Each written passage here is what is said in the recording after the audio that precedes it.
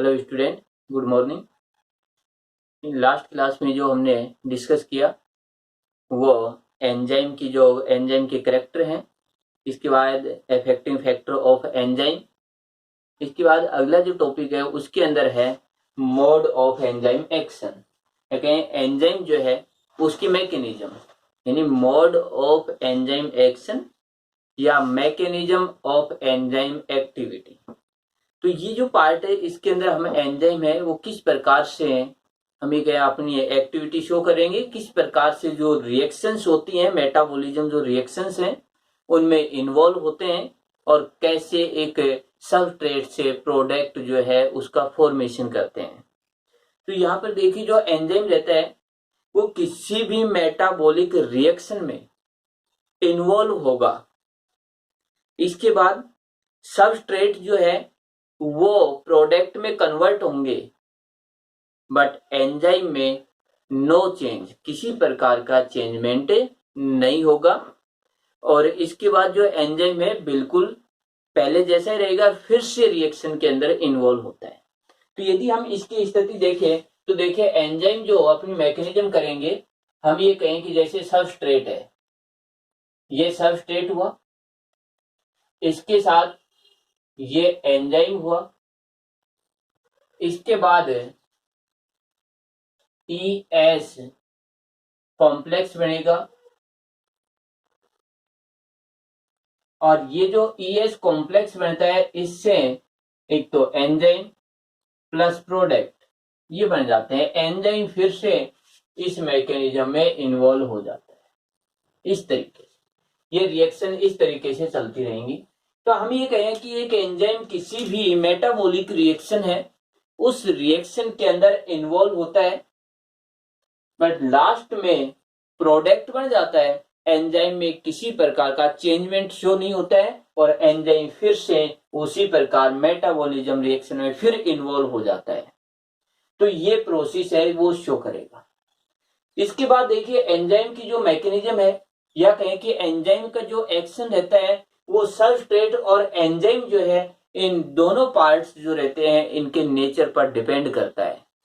कि यहाँ पर ये कहें कि एंजाइम जो है उसका नेचर क्या है, सबस्ट्रेट का नेचर क्या है, इन दोनों के नेचर यदि मैच करेंगे तभी एंजाइम इस रिएक्शन में इन्वॉल्व होगा और प्रोडक्ट का फॉर्मेशन करेगा। एक तो ये हुआ। इसके बाद देखिए एंजाइम जो रहता है ये एंजाइम में न तो कोई नया प्रोडक्ट बन रहा है इसका, न ये डैमेज हो रहा है, केवल ये रिएक्शन की रेट होती है उस रेट को इंक्रीज कर देता है। कि यदि हम ये कहें कि सबस्ट्रेट है विदाउट एंजाइम भी प्रोडक्ट में कन्वर्ट हो जाता है, बट इस रिएक्शन की यदि हम बात करें, मान लेते हैं कि जैसे इस रिएक्शन को करने के लिए जैसे 10 मिनट का टाइम लेता है, 10 मिनट्स जो है उसमें रिएक्शन हुई, लेकिन एंजाइम यूज में रहे तो जैसे 2 मिनट में रिएक्शन होगी। तो एंजाइम में रिएक्शन का जो टाइम रहता है उसको डिक्रीज कर देता है या कहें कि जो मैकेनिज्म है उसकी स्पीड को हाई कर देता है। तो ये रहता है इसका। अब देखिए यहाँ पर कि एंजाइम जो है जब मैकेनिज्म करता है तो मेनली 2 पार्ट्स पर डिपेंड करता है। एक पार्ट तो इसके अंदर रहेगा एंजाइम सबस्ट्रेट कॉम्प्लेक्स का फॉर्मेशन। सेकंड पार्ट रहेगा कि एक्टिवेशन एनर्जी को लो कर देना। तो यहाँ पर ये 2 पार्ट रहेंगे। अब देखिए इसके साथ एक तो ये कॉम्प्लेक्स बनता है, एक तो ये पार्ट रहेगा। दूसरा पार्ट, जब ये कोई रिएक्शन होती है तो यहां पर एनर्जी की रिक्वायरमेंट होती है कि किसी भी रिएक्शन को जब भी हम कोई रिएक्शन इनिशिएट होती है तो वो जो रिएक्शन जो इनिशिएट हो रही है तो उस समय रिएक्शन स्टार्ट होती है तो एनर्जी की रिक्वायरमेंट होती है और उस एनर्जी को यूज में लेकर के आगे प्रोडक्ट बनता है। तो एंजाइम उस एनर्जी जो है उसको कम कर देता है या कहें कि एंजाइम उस एनर्जी को लो कर देगा, जिसके कारण कि वो रिएक्शन जो रहती है वो लो एनर्जी में ही कंप्लीट हो जाती है। तो ये 2 मेनली पार्ट रहते हैं जिनके कारण एंजाइम जो है वो मैकेनिज्म है उसके अंदर इन्वॉल्व होगा। फर्स्ट रहेगा ES कॉम्प्लेक्स, EX कॉम्प्लेक्स का फॉर्मेशन, यानी formation of ES complex. Second रहता है एक्टिवेशन एनर्जी।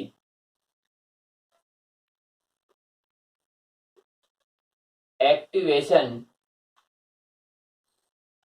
ये दो पार्ट रहेंगे। इन दो पार्ट के थ्रू एंजाइम मैकेनिज्म में इन्वॉल्व होगा। दोनों पार्ट है, उनको एक एक पार्ट है, इसको हम देखते हैं। सबसे फर्स्ट में हम देखेंगे ES कॉम्प्लेक्स। तो यहां पर ये कहें कि एंजाइम की मैकेनिज्म को समझने के लिए हमें ये दो पार्ट है, इनको समझना होगा। और इसके अंदर फर्स्ट की बात करें तो हम ये कहेंगे formation of ES complex.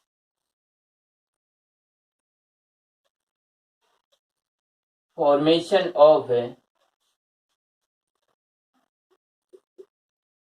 ES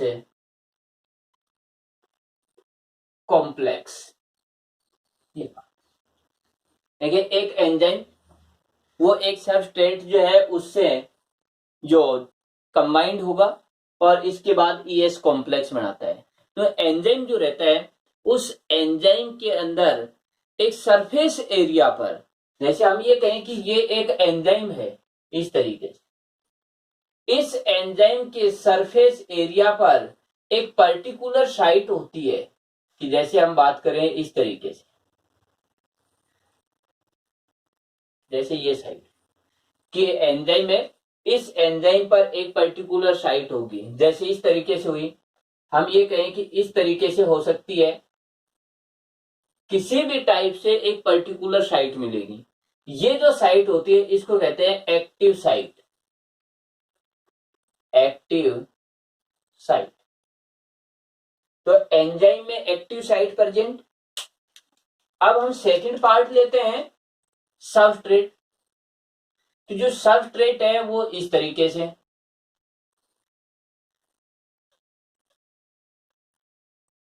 जैसे ये पार्ट हुआ, ये हुआ सबस्ट्रेट।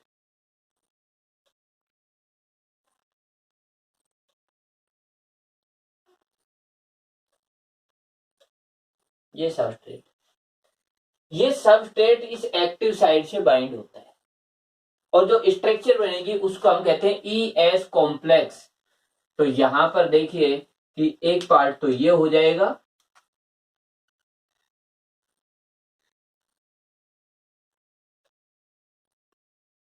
जैसे एक पार्ट ये एंजाइम, इसके बाद सेकंड पार्ट सबस्ट्रेट।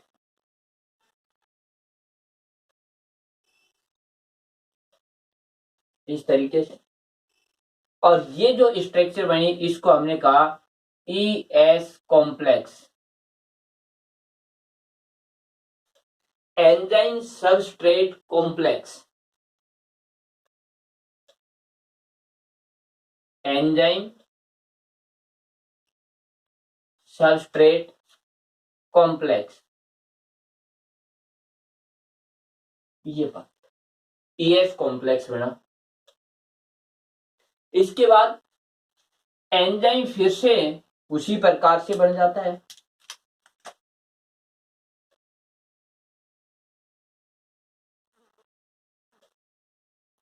और साथ में सबस्ट्रेट होता है वो प्रोडक्ट में कन्वर्ट हो जाता है। इस तरीके हम ये कहें कि जो सबस्ट्रेट है वो तो ये तो हुआ एंजाइम और ये हुआ प्रोडक्ट। प्रोडक्ट हो गया, तो सबस्ट्रेट कन्वर्ट प्रोडक्ट में। तो इसके बाद देखिए आगे हम बात करें कि ये पार्ट होता है, इसको कहते हैं फॉर्मेशन ऑफ ES कॉम्प्लेक्स। यदि ES कॉम्प्लेक्स बनेगा तो रेट ऑफ रिएक्शन डिक्रीज हो जाएगी, और यदि ES कॉम्प्लेक्स नहीं बनता है तो एंजाइम उस रिएक्शन के अंदर किसी प्रकार से इन्वॉल्व नहीं होता है। ये जो रहता है अनस्टेबल पार्ट रहता है, यानी ES कॉम्प्लेक्स रहता है वो अनस्टेबल है। ES कॉम्प्लेक्स है वो अनस्टेबल होता है। तो इस तरीके से फर्स्ट पार्ट तो ये होता है कि ES कॉम्प्लेक्स का फॉर्मेशन होगा, तब एंजाइम जो रहता है वो जो प्रोडक्ट होते हैं उनके बनने की जो स्पीड होती है उसको इंक्रीज कर देते हैं। अब देखिए कैसे करते हैं, अब इसके पीछे देखिए कि यहां पर एक एक्टिव साइट है, और ये एक्टिव साइट जो रहती है, इस एक्टिव साइट पर देखिए ये सबस्ट्रेट आकर के जुड़ेगा। तो जो सबस्ट्रेट रहते हैं उनको बिल्कुल पास पास कर देते हैं। कि देखिए कि मैं एक और एग्जांपल दिखाता हूं कि जैसे यहां पर ये पार्ट हुआ, एंजाइम के अंदर ये एक एक्टिव साइट हुई, एक एक्टिव साइट ये हो गई, तो ये हुई एंजाइम की एक्टिव साइट।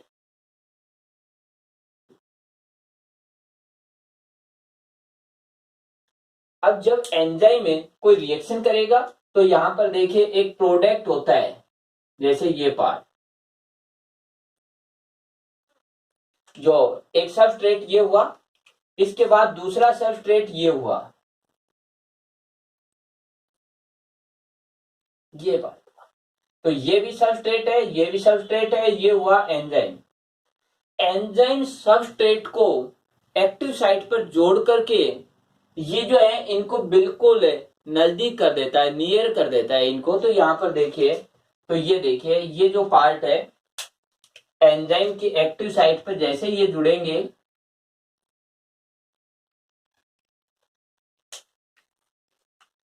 इस तरीके से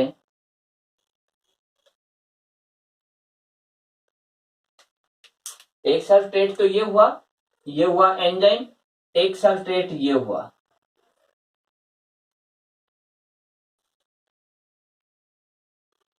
इस तरीके। तो जैसे ये सबस्ट्रेट है, जैसे सबस्ट्रेट ए और सबस्ट्रेट बी, इन दोनों सबस्ट्रेट को एंजाइम बिल्कुल पास पास कर रहा है।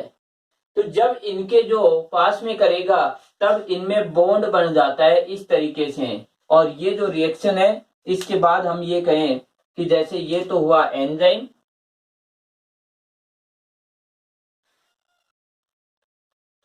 और इसके बाद यदि हम बात करें तो देखिए ये हो जाएगा प्रोडक्ट, ये बन गया प्रोडक्ट और ये हुआ एंजाइम। तो यहां पर देखिए एंजाइम क्या करता है, सबसे मेन पॉइंट इसका यही है कि एंजाइम सबस्ट्रेट को बिल्कुल पास में कर देता है, जिससे जो बॉन्ड है उनका फॉर्मेशन होना है वो फॉर्मेशन हो जाता है, या बॉन्ड है उनको ब्रेक डाउन होना होता है वो ब्रेक डाउन हो जाते हैं, टूट जाते हैं यहाँ पर। तो इस तरीके से ये स्ट्रक्चर बना देते हैं, इनको नजदीक करते हैं, और ये जो रहता है अनस्टेबल स्ट्रक्चर होती है। तो ये तो था इसका फर्स्ट का। अब यहाँ पर ये आता है कि ये ई एस जो कॉम्प्लेक्स का जो फॉर्मेशन हुआ, इसके रिलेशन के अंदर दो साइंटिस्टों ने अलग अलग अपनी थ्योरी दी, जिसके अंदर ये कहें कि फर्स्ट जो थ्योरी है लॉक एंड की थ्योरी है, सेकंड जो थ्योरी है वो इंड्यूसेड थ्योरी होती है। तो इसके अंदर देखिए कि इन दोनों साइंटिस्टों ने ये कहा कि कब सबस्ट्रेट का फॉर्मेशन होगा और कब सबस्ट्रेट का फॉर्मेशन नहीं होगा, यानी सबस्ट्रेट और ईएस है, यानी सबस्ट्रेट और ईएस कैसे जुड़कर ईएस कॉम्प्लेक्स कब बनाएंगे कब नहीं बनाएंगे। तो ईएस जो कॉम्प्लेक्स बनेगा तो ये किस पर डिपेंड करेगा, इसके लिए मेनली दो थ्योरी दी हुई है। तो इस थ्योरी है इनको देखते हैं कि कैसे बनते हैं ये।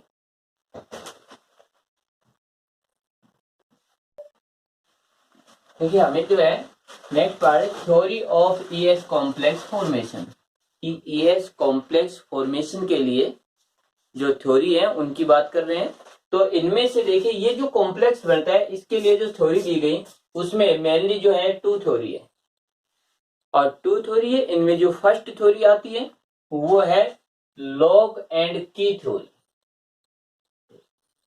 तो इस थ्योरी को प्रपोज किया एमल फिशर ने। तो एमल जो फिशर है इसने इस थ्योरी को प्रपोज किया।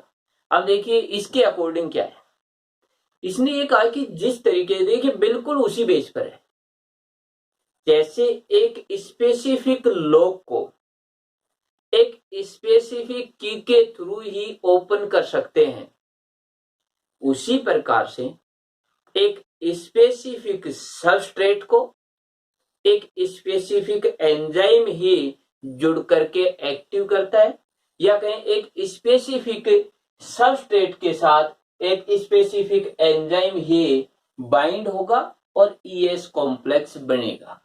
ऐसा नहीं है कि एक एंजाइम यानी एक सिंगल एंजाइम जो डिफरेंट डिफरेंट टाइप के सबस्ट्रेट से बाइंड हो जाए ऐसा नहीं होगा, या फिर एक सबस्ट्रेट डिफरेंट टाइप के एंजाइमों से बाइंड हो जाए ऐसा भी नहीं होगा।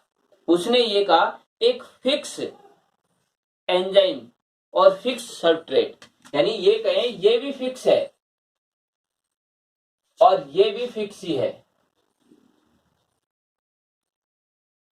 दोनों फिक्स है, और इनकी जो एक्टिव साइट है एंजाइम की वो बिल्कुल फिक्स है, उसमें कोई चेंज नहीं होता है। जैसे कि हम बात करें कि एक की जो रहती है, उस की के अंदर जो इस तरीके से जो पार्ट बने हुए रहते हैं वो पार्ट फिक्स होते हैं, और लॉक के अंदर यदि बात करें तो लॉक के अंदर भी बिल्कुल इस पार्ट से ऐसे मैच करते हुए ही पार्ट मिलते हैं, बिल्कुल इस तरीके से। इनके अंदर ऐसा नहीं है कि ये चेंजेबल होते हैं, नहीं होता ऐसा। यदि इस टाइप की होगी वो तो इस सबस्ट्रेट से कंबाइंड होगी, और यदि इस टाइप की नहीं है तो वो सबस्ट्रेट से कंबाइंड नहीं होती है। तो हमने ये कहा कि एंजाइम की जो एक्टिव साइट है वो एक्टिव साइट जो फिक्स है या कहें रिजिड है, रिजिड है, फिक्स या रिजिड है। तो ये तो हुआ इसका। अब इसके अकॉर्डिंग देखिए कि इस थ्योरी के अकॉर्डिंग एक स्पेसिफिक एंजाइम एक स्पेसिफिक सबस्ट्रेट से रिएक्ट करेगा, स्पेसिफिक सबस्ट्रेट से बाइंड होगा और ईएस कॉम्प्लेक्स का फॉर्मेशन करता है। जो हमने यहां पर ये दिया है बिल्कुल इसी प्रकार से है कि ये एंजाइम, ये सबस्ट्रेट और इस तरीके से ये ईएस कॉम्प्लेक्स का फॉर्मेशन हो गया। अब यहां पर ये प्रोडक्ट बन गया। अब इस जगह पर देखिए थोड़ा सा के मैं बताता हूं कि यदि ये सबस्ट्रेट ऐसा है, यदि कोई अदर सबस्ट्रेट इस टाइप का आ गया जैसे ये, तो यहां पर देखिए ये जो पार्ट ये राउंड शेप में है और ये जो है रेक्टा एंगल शेप में है, तो ये पार्ट इस एंजाइम से अटैच नहीं हो सकता। ओनली यही सबस्ट्रेट होगा जिसकी जो कहें कि ये जुड़ने की साइट इस एक्टिव साइट के कॉम्प्लीमेंट्री होगी, वही जुड़ेगा, ये नहीं जुड़ पाता है। ये सिद्धांत यही कहता है। इसके अकॉर्डिंग देखिए एक फिक्स सबस्ट्रेट पर एक फिक्स एंजाइम मैकेनिज्म करेगा, जैसे यूरी एज एंजाइम, जो urease enzyme only urea पर ही इफेक्ट करेगा, यानी फिक्स सबस्ट्रेट क्या हुआ, यूरिया, एंजाइम यूरिएज फिक्स हो गया। ऐसे देखिए जो न्यूक्लिएज एंजाइम है वो न्यूक्लिक एसिड पर ही रिएक्शन करेगा, तो helicase enzyme only hydrogen bond पर करेगा। तो ये फिक्स हो जाते हैं। तो ये फिक्स हुए कि एंजाइम जो है वो नो चेंजेबल, इसकी एक्टिव साइट है वो नो फ्लेक्सिबल, तो ये होता है। तो इसके बाद देखिए अब ये तो पार्ट था इसके अकॉर्डिंग। अब एक दूसरा पार्ट आता है कि यदि हम ये कहें कि देखिए अगला पार्ट आता है, अगली जो थ्योरी है इस थ्योरी को तो हम ये कहें कि a second theory,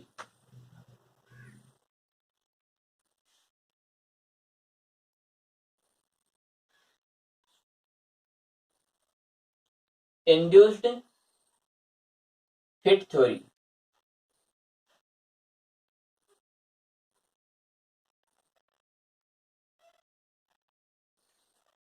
induced fit model theory. तो ये जो थ्योरी है ये थ्योरी कोसलैंड ने प्रपोज की, यानी ये जो थ्योरी है इस थ्योरी को प्रपोज किया कोसलैंड।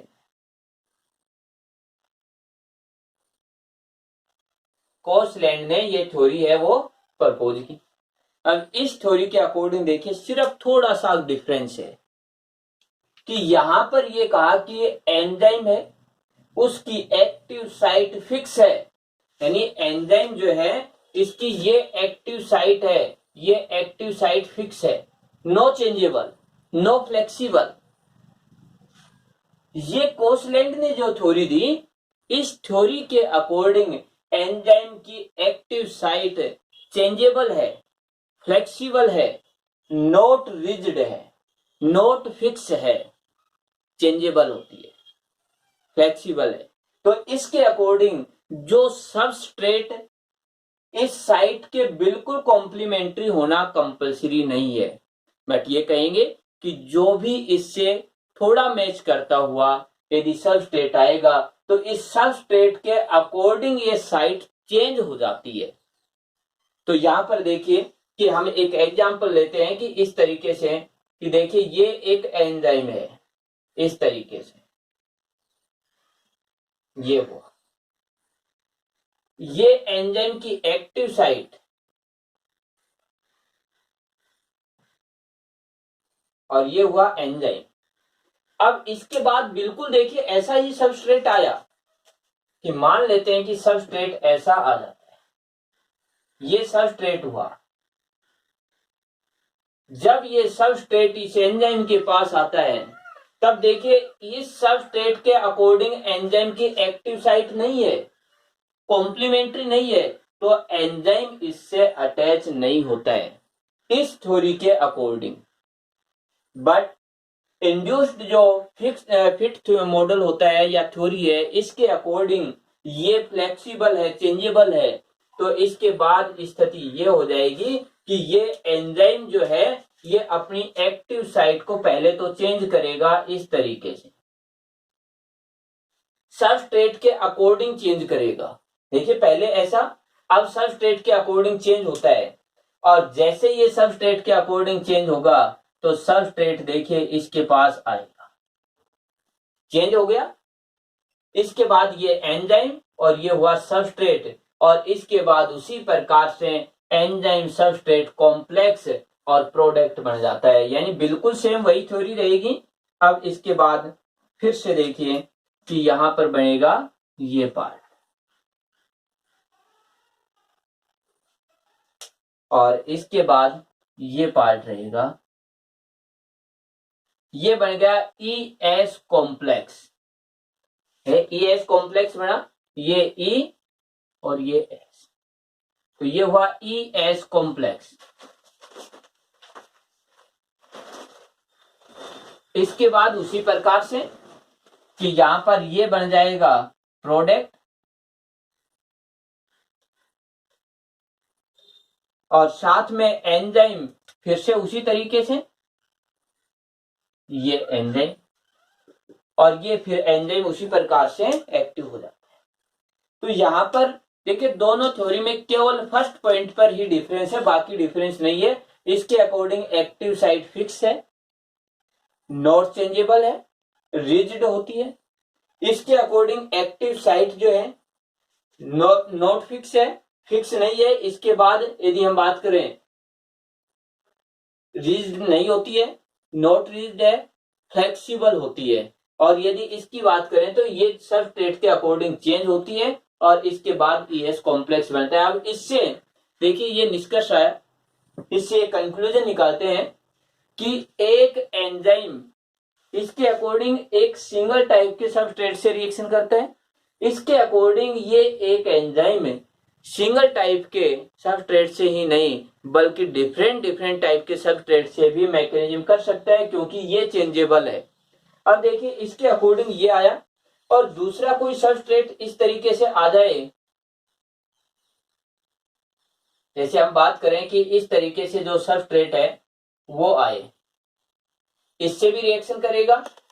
यदि इसके स्थान पर कोई सबस्ट्रेट इस तरीके से आ जाए उससे भी रिएक्शन करेगा। यदि कोई सबस्ट्रेट इस तरीके से आता है कि जैसे ये, इससे भी रिएक्शन करेगा, क्योंकि इसकी साइट है वो चेंजेबल है। तो जैसा सबस्ट्रेट उसी के अकॉर्डिंग ये जुड़ जाता है। तो ये तो थे ईएस कॉम्प्लेक्स फॉर्मेशन के लिए जो थ्योरी दी हुई थी।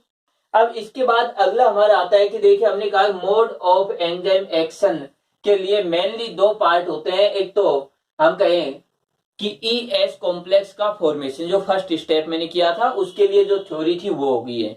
दूसरा पार्ट हमने लिया था कि एक्टिवेशन एनर्जी। तो एक्टिवेशन एनर्जी है, उसके बेस पर और देखते हैं कि एंजाइम जो मेटाबॉलिक जो रिएक्शन होती है वो उन पर किस प्रकार से इफेक्ट डालता है या उनकी रेट होती है उसको कम करता है। of activation.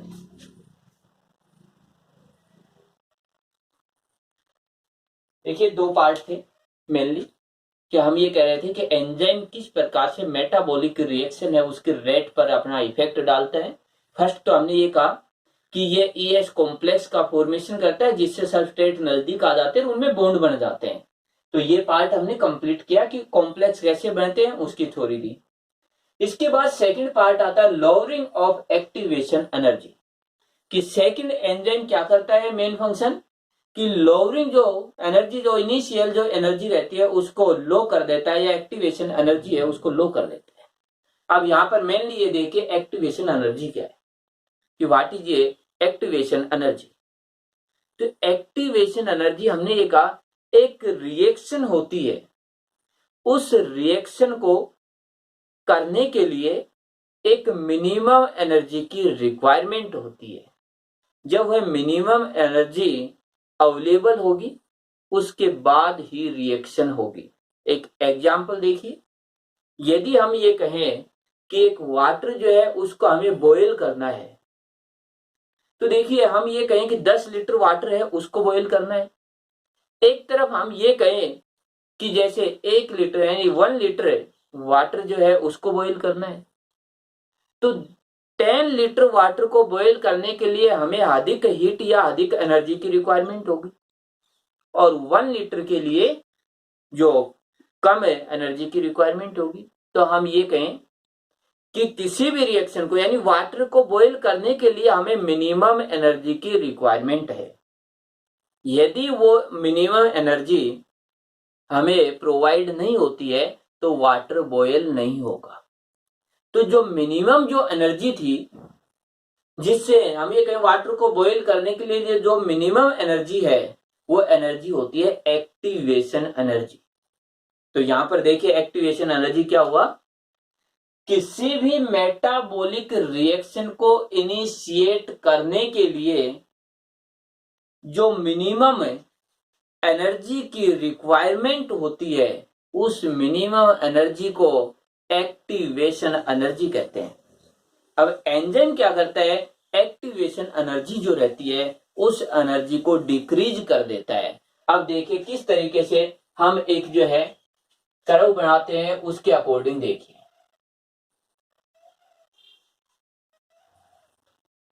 देखिए इस तरीके से यहां पर कोई सबस्ट्रेट है, इस जगह पर यहां पर हुई एनर्जी,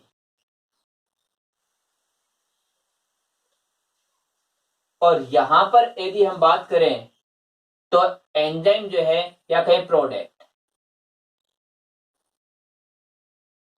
तो देखिए कि किस तरीके से प्रोडक्ट जो है वो बनेगा।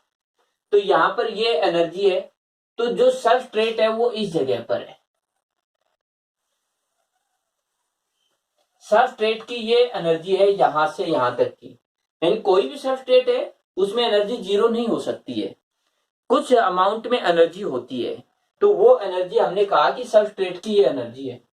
जब ये सबस्ट्रेट प्रोडक्ट में कन्वर्ट होता है तब हम कह रहे हैं कि मिनिमम एनर्जी की रिक्वायरमेंट होगी, और हमने ये किया कि ये सबस्ट्रेट और इसने एनर्जी जो है उसको ले रहा है इस तरीके,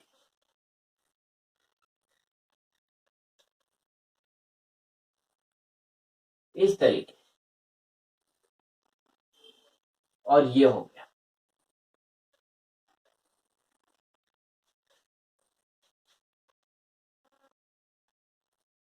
देखिए ये तो था सबस्ट्रेट और इधर आ जाता है प्रोडक्ट, प्रोडक्ट हुआ। अब ये जो प्रोडक्ट जो बन रहा था, इस प्रोडक्ट की यदि बात करें तो यहां पर देखिए इसकी जो एनर्जी है इसकी बात करें तो ये जो एनर्जी है ये, इस एनर्जी को हम कहते हैं एक्टिवेशन एनर्जी। एक्टिवेशन,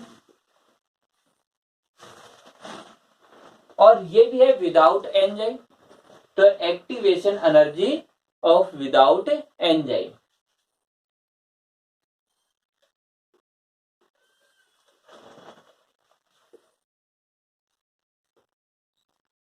इतनी एनर्जी जो है उसकी रिक्वायरमेंट हुई। इसके बाद सेकंड पार्ट देखिए, इस पार्ट के अकॉर्डिंग यदि हम देखें तो यहां पर देखिए कि यदि इसी मेटाबॉलिक रिएक्शन में एंजाइम इन्वॉल्व होता है, तो एंजाइम इन्वॉल्व होता है तो उस समय ये एक्टिवेशन जो एनर्जी है, उस एनर्जी जो है उसको लो कर देता है, और उस कंडीशन में ये कहें कि ये स्थिति आ जाती है।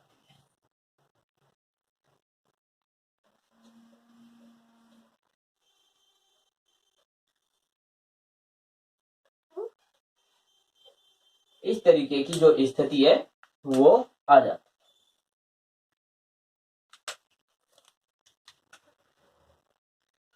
अब देखिए, अब जो एक्टिवेशन एनर्जी है वो ये है, लेकिन एंजाइम के साथ, तो हम ये कहेंगे activation energy, activation energy with enzyme,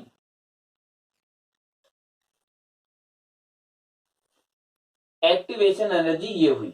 अब जो एक्टिवेशन एनर्जी जो पहले ये थी, उस एक्टिवेशन एनर्जी को यहां पर लो कर दिया है, तो एंजाइम दूसरा फंक्शन ये करेगा कि एक्टिवेशन एनर्जी है उसको लो कर देगा, जिससे कि हम ये कहें कि तुरंत जो होता है कि प्रोडक्ट या मेटाबॉलिज्म रिएक्शन हो जाती है। देखिए मैंने अभी एक एग्जांपल भी बताया कि एक तरफ 1 लीटर वाटर है, दूसरी तरफ 10 लीटर वाटर है।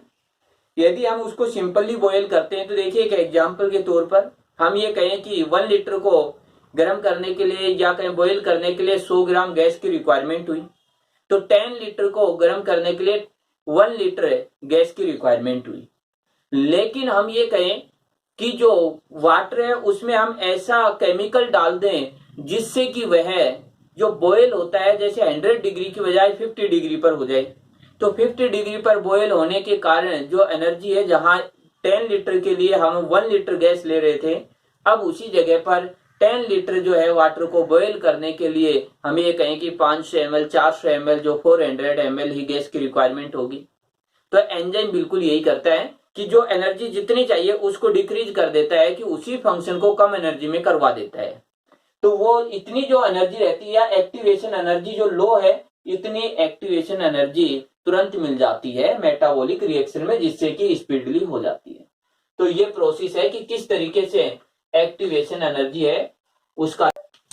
देखिए हमने एंजाइम की एक्टिविटी के लिए 2 पार्ट किए थे, formation of ES complex, lowering of activation energy. इन दोनों मेथड्स के थ्रू एंजाइम जो रहता है, या कहें कि 2 तरीके से 2 जो अपने फंक्शन करता है, जिससे कि एंजाइम जो रहता है सबस्ट्रेट को तुरंत प्रोडक्ट में कन्वर्ट कर देता है। तो ये था हमारा कि एंजाइम किस तरीके से अपनी मैकेनिज्म होती है उसको शो करता है।